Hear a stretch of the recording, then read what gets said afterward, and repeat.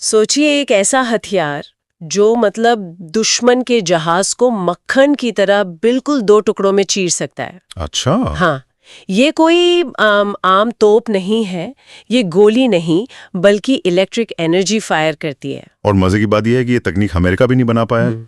पर जापान ने इसे हकीकत में बदल दिया है। और सिर्फ इतना ही नहीं, वो जो स्टार वॉर्स फिल्मों में होता है ना कि अंतरिक्ष से धरती पर मिसाइल दागना, हाँ, ये भी अब हकीकत बन चुका है और ये कारनामा भी जापान ने ही कर दिखाया है। और ये सब उस देश से आ रहा है जिसकी छवि पिछले 70 सालों से एक शांति प्रिय देश की रही है। बिल्कुल, जिसने दूसरे विश्व युद्ध के बाद हथियार न उठाने की कसम खाई थी। और यही तो सबसे हैरान करने वाली बात है, उनके संविधान का अनुच्छेद 9 यानी आर्टिकल 9 वो तो इस पूरी कहानी का केंद्र है। एक ऐसा नियम जो कहता है कि आप युद्ध के लिए सेना रख ही नहीं सकते। तो सवाल यही उठता है कि अचानक ऐसा क्या हो गया? हाँ, कि जापान अपनी 70 साल पुरानी शांति की नीति को ताक पर रखकर इतनी तेजी से हथियार बना रहा है। तो आज हम इसी की गहराई से पड़ताल करेंगे। ये समझने की कोशिश करेंगे कि जापान के पड़ोस में ऐसा क्या पकड़ा है जो उसे इतना बड़ा कदम उठाने पर मजबूर कर रहा है, और वो कौन सी खतरनाक टेक्नोलॉजी विकसित कर रहा है, और इस पूरे बदलाव का भारत और दुनिया के लिए क्या मतलब है। चलिए शुरू करते हैं। जापान की इस नई सैन्य शक्ति को समझने की कोशिश करते हैं। आपने इलेक्ट्रोमैग्नेटिक रेलगन की बात की जो वाकई में गेम चेंजर लग रही है। लेकिन खबरें तो और भी बड़ी हैं। हाल ही में जापान के युद्धपोत JS चोकाई को अमेरिका भेजा गया है। इसका क्या मामला है? उसे अमेरिका भेजने का मकसद है उसमें टॉमाहॉक मिसाइलें फिट करना। टॉमाहॉक? हाँ, और ये कोई साधारण मिसाइलें नहीं है। इनकी रेंज इतनी जबरदस्त है कि कितनी? कि जापान अपने देश से बैठे बैठे सीधे सऊदी अरब तक निशाना लगा सकता है। अरे बाप रे। हाँ, यानी चीन, रूस, उत्तर कोरिया सब इसकी सीधी जद में। बिल्कुल, सब उसकी जद में आ जाएंगे। ये एक बहुत बड़ा रणनीतिक संदेश है। एक मिनट, मतलब जापान अब आक्रामक क्षमता हासिल कर रहा है? और ये सिर्फ एक दो मिसाइलों की बात नहीं है ना? नहीं, बिल्कुल नहीं। मैंने पढ़ा है कि 2027 तक जापान के पास ऐसी 400 टॉमाहॉक मिसाइलें होंगी। सही, 400 मिसाइलें। ये तो पूरी तरह से सैन्य समीकरण बदल देगा। और ये सिर्फ नौसेना तक सीमित नहीं है, जहां तक मैं समझी हूं। नहीं, उनकी पनडुब्बियों और आर्मी यूनिट्स को भी लंबी दूरी की क्रूज मिसाइलों से लैस किया जा रहा है। अच्छा। साथ ही उनकी वायुसेना में AI से चलने वाले ड्रोन्स का एक पूरा बेड़ा शामिल किया जा रहा है जो समुद्र, आसमान और पानी के नीचे हर जगह बाज की तरह नजर रखेगा। बिल्कुल। और इन सब को कंट्रोल करने के लिए एक नया जॉइंट ऑपरेशंस कमांड बनाया गया है जो एक सेंट्रल वॉर रूम की तरह काम करेगा। हाँ, युद्ध की स्थिति में। जाहिर है इस सबके लिए पैसा भी पानी की तरह बहाया जा रहा होगा।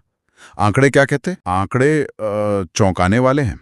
2025 के लिए उनका रक्षा बजट $55 बिलियन का है। 55 बिलियन, ये अब तक का सबसे ज्यादा है। हाँ, और 2026 के लिए तो लक्ष्य $60 बिलियन का है। $60 बिलियन, ये तो बोलिविया जैसे किसी देश की पूरी GDP से भी ज्यादा है। सही बात है। एक देश जो दशकों तक अपनी सेना पर खर्ची नहीं करना चाहता था, वो अचानक इतना पैसा क्यों लगा रहा है? और इस खर्च के साथ जापान सीधे दुनिया की तीसरी सबसे बड़ी मिलिट्री पावर बनने की दौड़ में शामिल हो जाएगा, सिर्फ अमेरिका और चीन से पीछे। हाँ, ये कोई छोटा मोटा बदलाव नहीं है। और ये बदलाव और भी ज्यादा बड़ा लगता है जब हम जापान के इतिहास को देखते हैं। हाँ, इतिहास के पन्ने पलटे तो ये शांतिवादी छवि थोड़ी खोखली लगती है ना? बिल्कुल। 1940 के दशक में इंपीरियल जापानी सेना तो अपनी क्रूरता के लिए कुख्यात थी। बहुत ज्यादा। यही विरोधाभास जापान की कहानी को इतना दिलचस्प बनाता है। चीन में नानजिंग नरसंहार, जहां सिर्फ 6 हफ्तों में लाखों लोगों को बेरहमी से मार दिया गया था। हाँ, और फिर वो कामिकाजी पायलट, आत्मघाती हमलावर, जो अपने विमानों को सीधे अमेरिकी जहाजों से टकरा देते थे।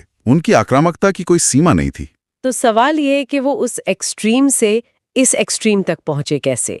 एक क्रूर सैन्य साम्राज्य से एक शांतिप्रिय देश बनने का सफर, ये कैसे हुआ? इसकी एक ही वजह है, हिरोशिमा और नागासाकी पर हुए परमाणु हमले। उन हमलों ने जापान को हमेशा के लिए बदल दिया। वो दुनिया का एकमात्र ऐसा देश बन गया जिसने परमाणु युद्ध की विभीषिका को झेला। और इसके बाद जब जापान ने आत्मसमर्पण किया तो अमेरिका ने उनका नया संविधान लिखा और उसमें जानबूझकर अनुच्छेद 9 डाल दिया, जिसने जापान से युद्ध करने का अधिकार ही छीन लिया। बिल्कुल। तो ये एक तरह का सौदा था। अमेरिका ने सुरक्षा की गारंटी दी और जापान ने वो सारा पैसा और ऊर्जा जो सेना पर खर्च होती, उसे सोनी, टोयोटा और पैनासोनिक बनाने में लगा दिया। उन्होंने अपनी राष्ट्रीय पहचान को योद्धा से बदलकर कारोबारी बना लिया। आपने बिल्कुल सही समझा। नतीजा ये हुआ कि जापान ने रक्षा पर खर्च करने के बजाय अपना पूरा ध्यान आर्थिक विकास पर लगाया। उनके सेना के विज्ञापन भी तो बड़े अजीब होते थे। हाँ, वो तो बहुत मजेदार हैं। जहां अमेरिका अपने मरीन को किसी एक्शन हीरो की तरह दिखाता है, वहीं जापान के विज्ञापनों में गुलाबी रंग और शांति जैसे शब्द होते थे। सोचिए, सेना की भर्ती के लिए जैसे कोई ब्यूटी प्रोडक्ट बेच रहे हों। बिल्कुल। ये तो वाकई मजेदार है। लेकिन फिर कहानी में ये बड़ा मोड़ कैसे आया? इस कारोबारी देश ने दोबारा योद्धा बनने का फैसला क्यों किया? इसका श्रेय एक व्यक्ति को जाता है, शिंजो आबे। पूर्व प्रधानमंत्री शिंजो आबे। 2012 में जब वो प्रधानमंत्री बने तो उनका एक ही मुख्य उद्देश्य था, जापान की राष्ट्रीय सुरक्षा को फिर से मजबूत करना और उसे एक सामान्य देश बनाना। हाँ, जिसके पास अपनी सेना हो। और उन्होंने इसके लिए एक के बाद एक कई बड़े कदम उठाए।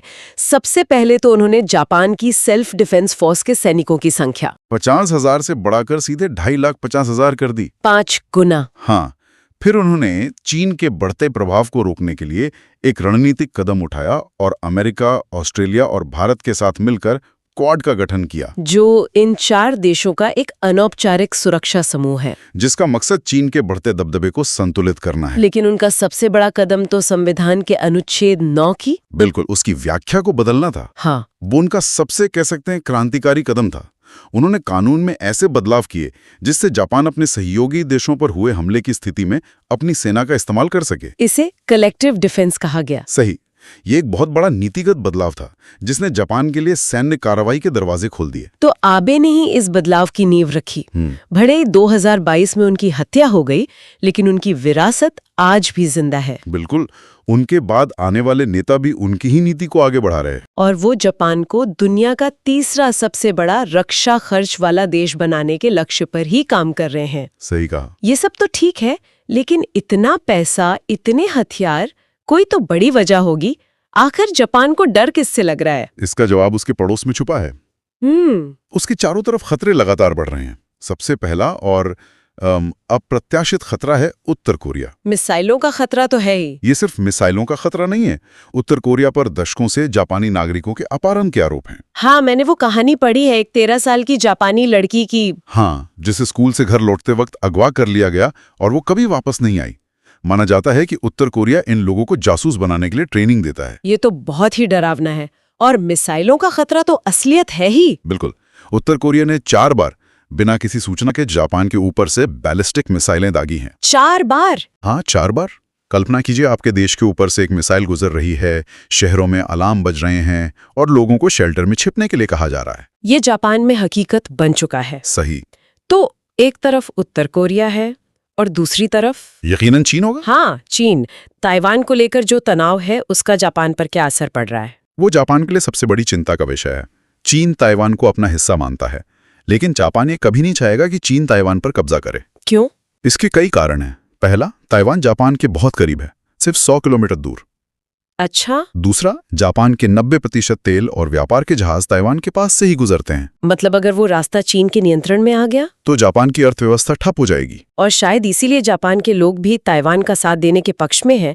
मैंने एक सर्वे पढ़ा था जिसमें 90% जापानी मानते हैं कि अगर चीन हमला करता है तो जापान को ताइवान की मदद के लिए युद्ध में उतरना चाहिए। और पर भी तो विवाद है। हाँ, क्षेत्रीय विवाद।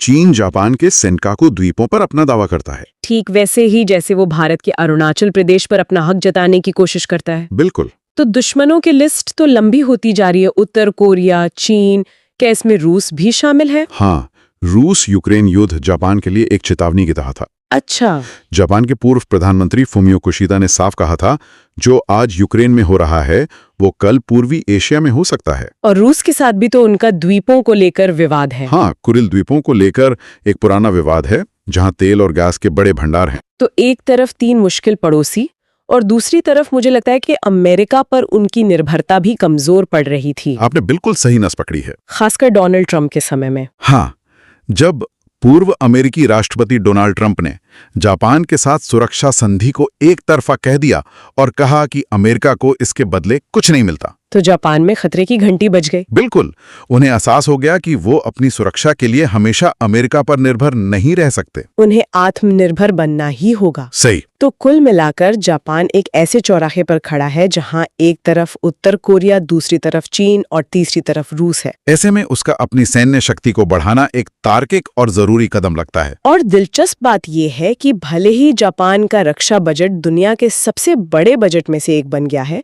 पर यह अभी भी उसकी जीडीपी का सिर्फ 1% ही है। हाँ, जबकि नाटो देशों का लक्ष्य 2% का है। इसका मतलब ये है कि ये तो बस शुरुआत है। तो इस पूरी बड़ी तस्वीर का भारत के लिए क्या मतलब है?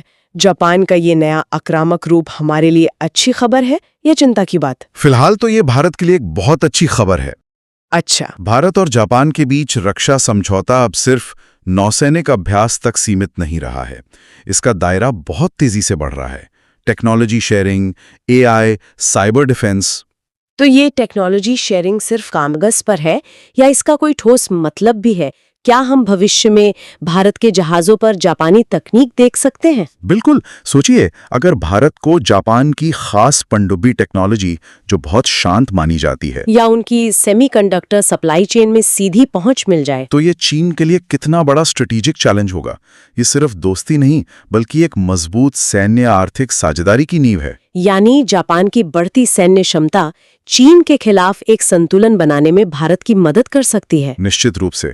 इसलिए जापान की रक्षा क्षमताओं में ये बड़े अपग्रेड भारत के लिए सिर्फ एक भू राजनीतिक अवसर नहीं है, बल्कि यह एक भू तकनीकी और भू आर्थिक अवसर भी साबित हो सकते हैं। बिल्कुल। दोनों देशों की साझेदारी एशिया में शक्ति संतुलन के लिए बहुत अहम हो गई है। तो कुल मिलाकर एक देश जिसने दशकों तक शांति को अपनी पहचान बनाए रखा, आज अपने पड़ोस की खतरनाक हकीकत की वजह से फिर से हथियार उठाने पर मजबूर है।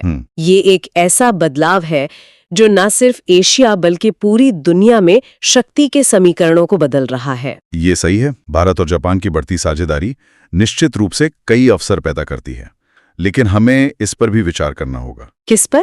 एक सैन्य रूप से शक्तिशाली और मुखर जापान, जो अब अपने हितों के लिए बल प्रयोग करने से नहीं हिचकिचाएगा, वो एशिया के नाजुक शक्ति संतुलन को आखिर कैसे प्रभावित करेगा? मतलब इस ऐतिहासिक बदलाव से भविष्य में कौन सी ऐसी अप्रत्याशित चुनौतियां सामने आ सकती हैं जिनके लिए दुनिया शायद अभी तैयार नहीं है?